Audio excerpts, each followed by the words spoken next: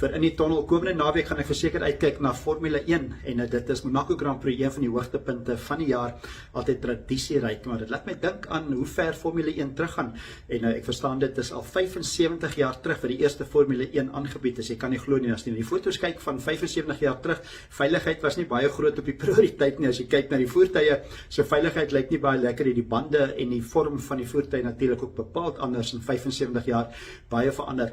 Maar is baie interessant, Monaco Grand Prix het ook al, of hulle het al gery by Monaco al van 1929 af, later ingeskakel natuurlik by Formule 1. So dis 'n tradisieryke baan in Monte Carlo, dis 'n straatbaan. Hy is 3,3 km lank en dit is 78 rondes. So kom nou naweek Formule 1 by Monaco en dit is een van die gunstelinge daar is natuurlik Charles Leclerc wat laas jaar gewen het. Hy woon ook in Monte Carlo. So as ek kyk hoe hy gaan vaar in sy Ferrari. Tans op die puntelys sit Oscar Piastri in sy McLaren voor 146 punte.